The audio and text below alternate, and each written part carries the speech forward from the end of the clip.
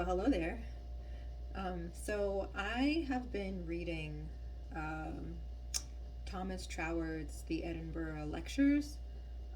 So Thomas Troward was a judge back in the late 1890s, early 1900s, and he did a series of lectures in Edinburgh, Scotland, and he put them together in a book that I think came out originally in like the early 1900s, like 1900 something. And it's very, his writing is very heady, very if this then that logic.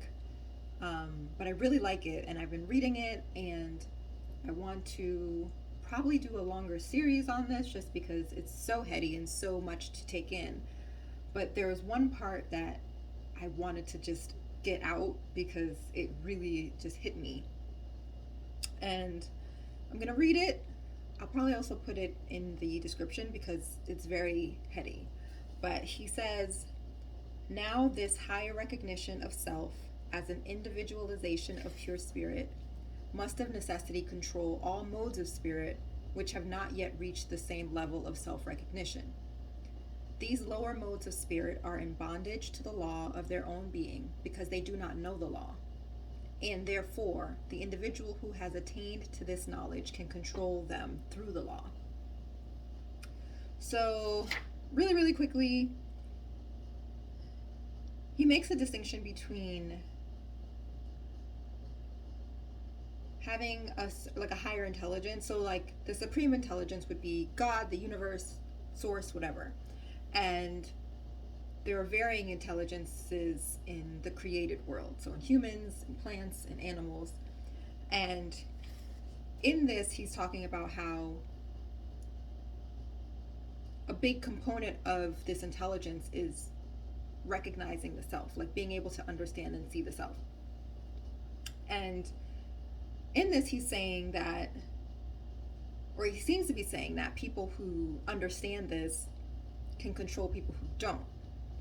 And I had to sit with that for a while, and until I remembered the section where he talked about how he said nature obeys us precisely in proportion as we first obey nature. And he gives the example of an electrician, and how an electrician, once he understands the law of electricity, can do great things. He can do things with that electricity that somebody who didn't understand the laws could. And that's when I kind of made the connection. And I'm like, oh, that's where the control comes from. Because it could be said that an electrician has control over people who don't understand electricity, right?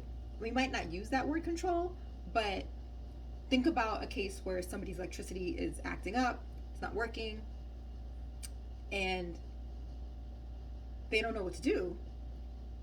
They would need to hire an electrician to help them.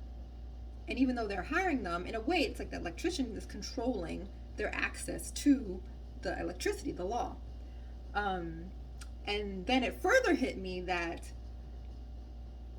a lot of times in the law of attraction space, most of us aren't rising to the level of electrician.